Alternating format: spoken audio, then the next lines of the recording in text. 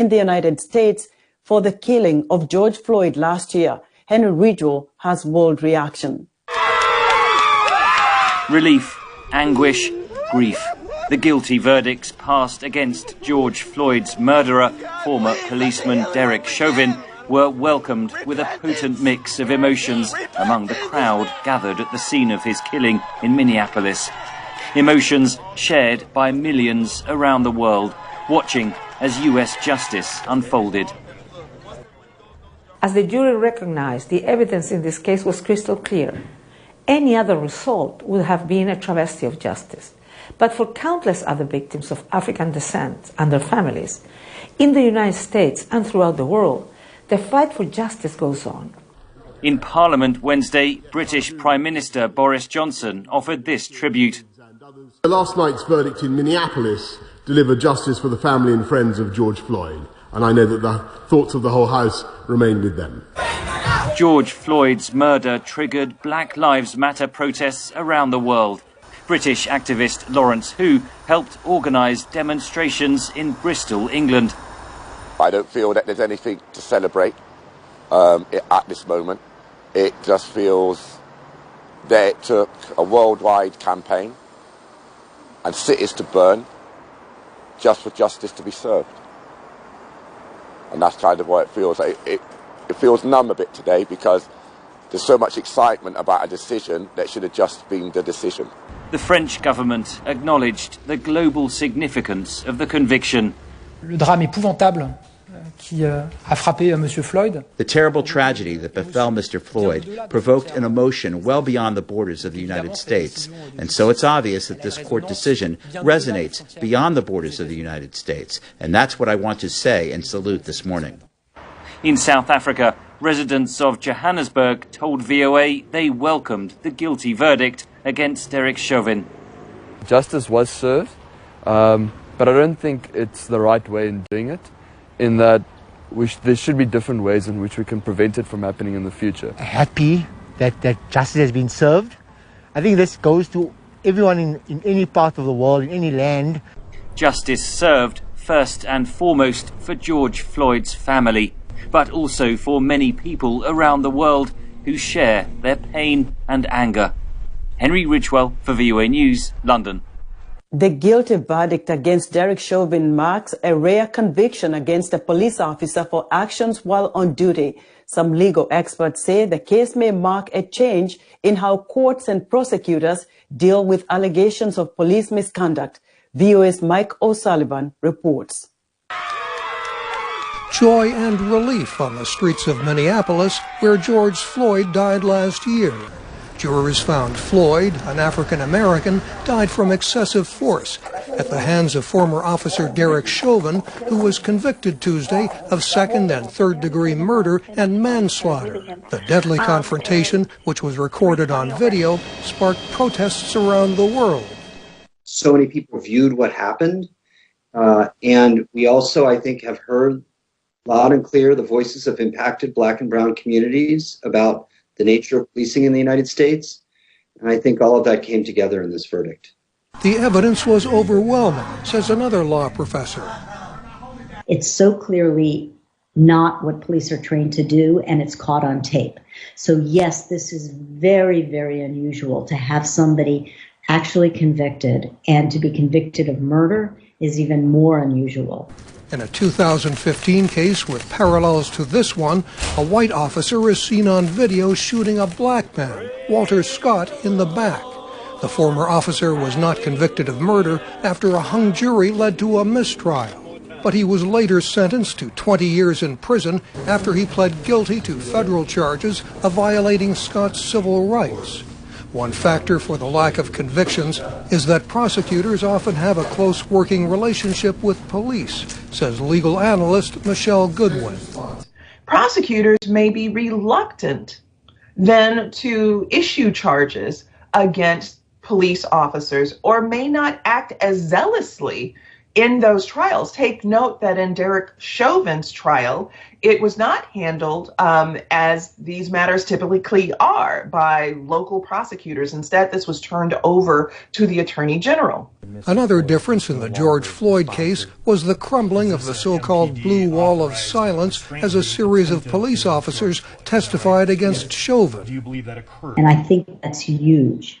If that continues to happen, the culture of policing will change. These experts say residents of inner-city communities are over-policed, resulting in too many tragedies. Yet the police are not equipped to deal with most of the problems that these folks in these communities face. And so we need to reimagine policing and rethink it and, frankly, transform it. Social change has only come after people speak out, says another analyst.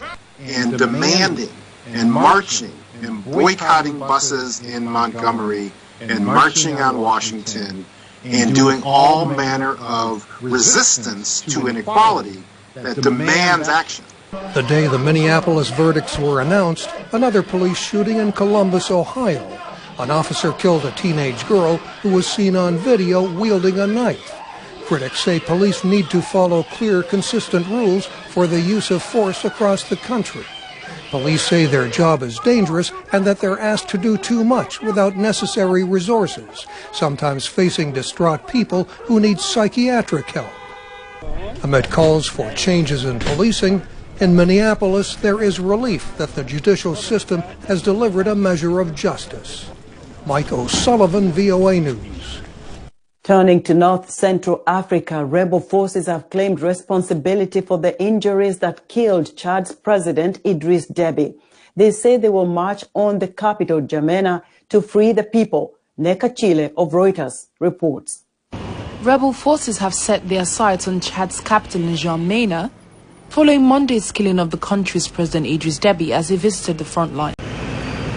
It's a move that threatens to bring more turmoil in a country seen as vital to international efforts to combat militants in the Africa Sahel region. Rebel forces from the Front for Change and Concord in Chad, or FACT, poured over the country's northern border last weekend. They say they are now between 125 and 190 miles north of the capital in Kanem region. FACT has claimed responsibility for the battlefield injuries that killed Deby. He was said to have been wounded by gunfire in the village of Mele, near the town of Noku. The group was formed in 2016 by dissident military officers and is not linked to the jihadist groups. Deby's son Mahamat Idriss Deby has been named interim president by a transitional council of military officers. According to the council's vice president, the army aims to return Chad to a civilian government and hold elections in 18 months. But FACT has rejected that plan and said it would press on with the offensive. FACT spokesman Kingabe Guazeni. Le Tchad n'est pas une monarchie. Chad is not a monarchy. Il peut y avoir de dévolution dynastique du pouvoir. There can be no dynastic devolution of power in our country. Les forces de la résistance nationale du Front. The national resistance forces from the Front for Change and Concord in Chad font route en ce moment même vers are right now on their way towards N'Djamena. Avec assurance. With confidence, but above all with courage and determination. Et détermination. Deby had won friends abroad by sending his well-trained army to fight militants, including Boko Haram and groups linked to Al-Qaeda and Islamic State. His death poses questions about stability in the wider region, as well as in Chad. Before his death, opposition to Deby's rule had been growing, and Chad's military is divided. Authorities imposed a night curfew and closed land and air borders after Deby's death. In N'Djamena on Wednesday, schools and some businesses were open, but many stayed home, and the streets were quiet. That report by Neka Chile of Reuters. Thursday is World Earth Day. This year's theme is Restore Our Earth. In our coverage, we begin in East Africa, where the impact of climate change is increasingly felt by Africa's small-scale farmers who are battling the ravages of drought, floods, and desert locusts. Pula, a 5-year-old Kenyan insurance technology startup, offers coverage to help them manage the risks of extreme weather. Managing editor Vincent Makori has the details. When Kenyan farmer Waki Minyalo's lentils crop shrunk by 3/4 last year, Due to unusually low rainfall, a simple remedy previously unavailable to most African farmers kept up from disaster: an insurance plan. Insurance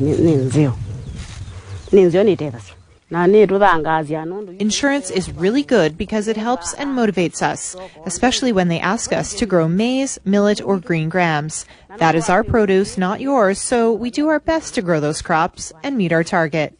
Munyalo, a 38-year-old mother of 3, had taken out an insurance policy with Kenyan startup Pula, which aims to reach a vast untapped pool of African farmers grappling with new disruptions linked to climate change. She made a claim with her Pula policy and received about $110, close to what she would have earned if her crop had flourished. Farming is the biggest contributor to economic output in many African countries, and across the continent, small-scale farmers are struggling to cope with the impact of climate change on weather patterns and the land on which they depend. But Pula is offering a way to manage. In Kenya alone, 600,000 farmers have taken out policies with Pula. Pula Head of Operations in Kenya, Daniel Mbuvi. We are trying to help them by distributing insurance products that will enable them to fight advanced climatic changes, things to do with rainfall, whether it's excess rainfall which causes the flooding and hailstorms, whether it's less rainfall which causes drought and causes plant loss, anything that is a natural calamity that's likely to affect the farmer. These challenges, along with the spread of mobile phone technology, have created the conditions for Pula's rapid growth. Outside of Kenya, the company has already signed up 4.6 million farmers in Nigeria, Zambia, Ethiopia, and other African countries. Also key to the farm's success is affordability. Farmers can insure their crops with Pula for as little as $5 to $10. To sustain its business while keeping premiums low, Pula uses a mobile phone application to register users, machine learning algorithms to cluster farmers whose land have similar characteristics, and digital tools to assess claims in the field. That's according to Pula CEO Thomas Njero. The key for us is to, one, as I said, achieve diversification, demonstrate that this is actually something we can do at a global scale, to enable us to reach our goal of reaching at least 30 million farmers in the next 2 to 3 years, spread across the 3 continents, Africa, Asia, and Latin America. In January, Pula raised $6 million in a funding round. Njero said the company's next targets are Brazil and India. Vincent Makori, VOA News. Before the pandemic hit, 82% of clinics in the landlocked South African nation of Eswatini lacked hot running water. That has changed in the last 6 months with the installation of solar-powered water heaters in every single government clinic. This has opened up clean health facilities to cater for up to 10,000 people a day in a nation that has long struggled with building up infrastructure. VOA's Anita Powell reports from Lobamba, Eswatini. Clean, hot water, the most basic healthcare tool, until now unavailable at most government clinics in impoverished Eswatini, formerly known as Swaziland. Doctors say hand washing, hygiene, and sanitation are key to curbing the spread of illness. Coronavirus has claimed nearly 700 lives in this nation of just over 1 million people. In recent months, a multinational initiative has supplied every public clinic in the country with this precious tool by installing an outdoor solar-powered hand-washing station. VOA asked Eswatini's acting prime minister what seems like an obvious question. Why didn't the government do this before? Why wait for foreign donors? Well, he replied, it's not that easy for a cash-strapped government with limited manufacturing capability and an unreliable electricity supply. When the pandemic hit, he said, Eswatini struggled to acquire basic things like face masks. One of the priorities was to build the clinics first, because you can't put the stuff here without clinics. As we were building the clinics, as we have 92 of them now, those public health facilities, the stakeholders came in, they wanted to assist, and we gladly accepted that. So everything is prioritized. Health is one of our major priorities, and this is why we thought building the clinics before we get the hot water would be ideal. This clinic near the capital sees 600 patients a week. Nurse manager Lindiwe Magongo says they also use the hot water station to clean the clinic and brew tea for staff. It also breaks what she described as a stigma around hand washing. Whenever we wash hands, it means we are going to eat. Going and washing hands all the time, it's an African. We grow up knowing that it's an African to keep on washing hands. Why? There's always that why. Why do you keep on washing your hands? So how do you break the taboo? How do you break that? This is going to break it. And COVID-19 has also helped us in breaking that. A year ago, Australian solar energy entrepreneur Robert Fraser landed in Eswatini for 2 weeks of meetings. Then the pandemic struck, and as he sat in lockdown halfway across the world from home, he thought, why not do something? In that year, his company, with extra funding from the German government, has installed 92 of these $3,500 stations. It's simple, and that's the point.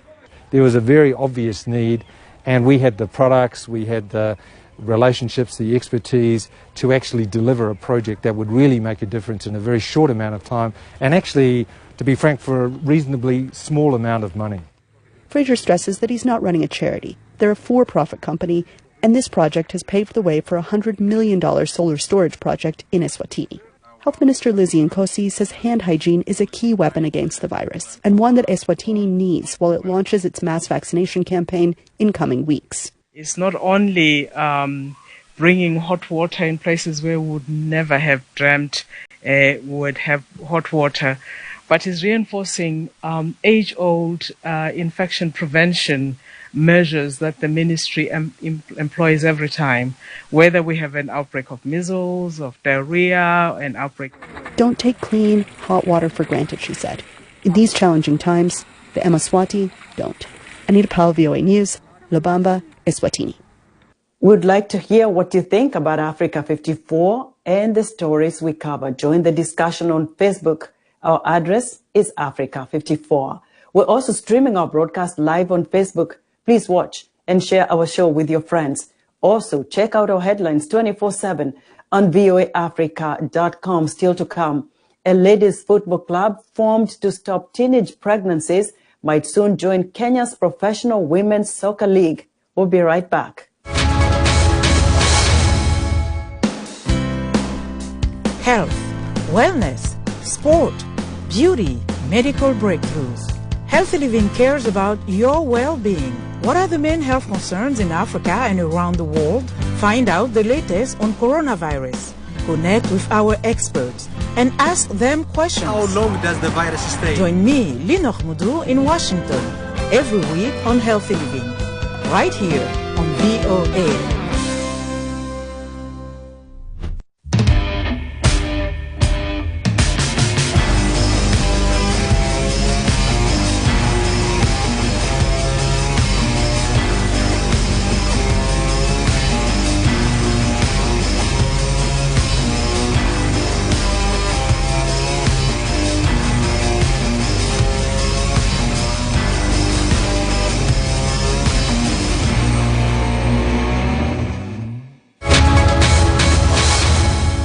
Welcome back to Africa 54. In the United States, 200 million COVID-19 shots have been administered since President Joe Biden took office. The president says he is now looking into sending excess doses abroad. His administration is under pressure to do more to improve global vaccine equity, including supporting a campaign to waive vaccine patents. White House correspondent Patsy Widakuswara has the story. Around 214 million doses of coronavirus vaccines have been given in the United States, including 200 million since President Joe Biden took office. He wants to push the number further by announcing a tax incentive for businesses providing vaccine-related paid leave to their employees. On the global front, Biden said he is trying to do more. We're looking at what is going to be done with some of the vaccines that we are not using. We got to make sure they are safe to be sent, and we hope to be able to be of some help and value to countries around the world. Last week, 10 Democratic senators urged Biden to support the temporary waiver of TRIPS, trade-related aspects of intellectual property rights, proposed by India and South Africa at the World Trade Organization last October. More than 80 WTO members support waiving patents, which would allow countries to make generic versions of the vaccine, but not the European Union or the United States. The White House won't say why. We're certainly looking at a range of options to help address the global pandemic, but I don't have anything more from here. The Biden administration is under pressure from pharmaceutical companies who say that patent protection is key to tackling new variants and scaling up production to meet global needs. But in light of aggressive Chinese and Russian vaccine diplomacy, there is a geopolitical cost for Biden not to agree to waive patents. Right now, the United States is being looked at by countries around the world as a hoarder who is buying up all the vaccine doses that are available and not sharing the technology to enable countries to make their own. In fact, especially middle-income countries aren't asking for shared doses. They're asking for the know-how so that they can make the vaccines for their own populations. And it looks incredibly stingy for the United States to say no. The U.S. has already contributed $4 billion through COVAX, the UN vaccine sharing mechanism, and launched an initiative with other Quad countries, India, Australia, and Japan, to ramp up vaccines for Southeast Asian countries. But the World Health Organization says there remains a shocking imbalance in global vaccine distribution. On average, in high-income countries, almost 1 in 4 people has received a vaccine. In low-income countries, it's 1 in more than 500. Let me repeat that. 1 in 4 versus 1 in 500. As infections continue worldwide, a recap of country data shows only about 930 million vaccine doses have been administered, about 12 shots for every 100 people. Patsy Widakuswara, VOA News. Somalia's capital, Mogadishu, is home to more than 500,000 internally displaced persons or IDPs. They live in crowded camps with poor sanitation where the coronavirus can spread rapidly. In the holy month of Ramadan, these vulnerable IDP families rely on food aid to survive. Mohammed Sheikh Noor reports from Mogadishu. Hassan Mohammed, a father of 6, sits outside a makeshift shelter that he calls home. He and other IDPs in this camp were recently uprooted from their homes in the lower Shabelle region due to clan-related conflict. Their homes were razed, livestock is stolen by militia from rival clans, and they have sought shelter in this camp on the outskirts of Mogadishu. We're uprooted from our previous settlement, and you can see the condition we're living in. We survive on a handful of rice, and that's the only food we get to break our fast, and it's not enough. Our situation is dire. Hassan's wife has joined other women to receive donated hygiene products from volunteers. The products are donations from Life Makers, a youth-led initiative that comes together each year during the holy month of Ramadan to help families in need. Life Makers chairperson Mustafa Mukhtar says the goal of the group is to encourage young people to help vulnerable families. We found the newly displaced people who have no income and can't feed their families. Our kitchen helps them break fast with the food we cook here. The number of IDPs forced to seek shelter in Mogadishu has increased, not just because of clan conflicts, but also because drought, floods, and locust invasions. Some humanitarian food aid needs remain high, particularly during Ramadan. It's a difficult challenge for the Somali government, especially in the midst of a pandemic. It's a coincidence. The second wave of the coronavirus has come at the start of the holy month of Ramadan. It is a time when needy people really need assistance. Our ministry is doing all it can to help them break their fast during Ramadan. Like many others, Hassan Mohammed and his family will make it through this holy month on a daily ration of donated cooked rice, barely enough to break their fast. Nonetheless, they remain hopeful other well-wishers will come to their aid. Mohammed Sheikh Noor for WEWE News, Mogadishu. As teenage pregnancies soared during coronavirus lockdowns in Kenya's largest slum, Kibera, teachers and parents looked for a way to reduce the problem. They formed a ladies' football club. The girls became so good at the game, they are now poised to join Kenya's professional women's soccer league. Brenda Mulinya reports from Nairobi. In the heart of Africa's largest urban slum, Kibera, two amateur Kenyan football soccer teams, the Undugu Queens and the Queens Starlets, are playing a friendly game. The ladies' teams were formed as Kenyan authorities say teenage pregnancies jumped at least 40% during COVID lockdown measures. Chantel na Charity. Founder and coach of the Undugu Queens Club, Laban Ouma, says their goal was to direct the ladies' energy in a healthy way. The impact that this program gives to the girl is that it is protecting them from the ills within the social structure where we are living. We are living in an environment full of drug and substance abuse. We have early pregnancies too. Winfred Nyaboke joined the Undugu Queens in late 2020 after her best friend Ruth got pregnant while schools were closed during the pandemic. I don't think this is my good friend. She refused to join us in playing soccer. She decided to play with boys. Right now she is pregnant. I decided to keep myself busy with soccer. I knew it would keep me from falling into the same trap. Uzapata ka boyfriend hivyo upate mimba kasema cha tu ni join ball. The Undugu Queens practice every day of the week and have games every weekend. The players' parents say the demanding schedule is helping to keep their daughters safe and healthy. We are very thankful when they are playing soccer because that child will not leave the pitch to go and engage in destructive behavior. The football club also offers a mentorship program for schoolwork as well as access to menstrual health care products. But some players still become pregnant. I stopped playing soccer after getting pregnant. I couldn't continue during my pregnancy. Now that the baby is a little bit older, I can play again. The team's hard work appears to be paying off. The Undugu Queens are set to join the Nairobi County Women's Football League after the coronavirus suspension on sports events is lifted. Brenda Mulinya for VOA News, Nairobi. That's our show for today. Be sure to join Africa 54 on our website at voaafrica.com. From all of us here in Washington, thanks for watching.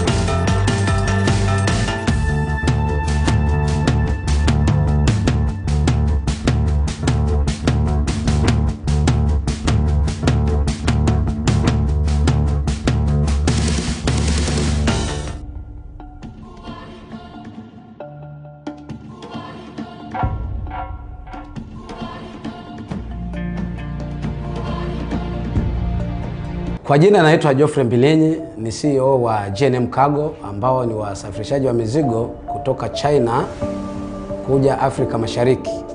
Kwa kifupi, kampuni ya GNM Cargo imeanza mwaka 2010 ikiwa na ofisi nchini China, mji wa Guangzhou, na Tanzania, mji mkuu wa Dar es Salaam. Baadaye tukaja tukafanikiwa kufungua ofisi nyingine nchini Uganda. Kwa kipindi hicho tulianza na wafanyakazi nchini China, tulikuwa na wafanyakazi 5, Dar es Salaam tulikuwa na wafanyakazi mmoja, tukaja Uganda tulikuwa na wafanyakazi kama 5. Lakini kufikia sasa hivi JNM Cargo tuna wafanyakazi zaidi ya 200. Kwa hiyo tumeweza kuhudumia wateja wengi sana kwa wakati mmoja.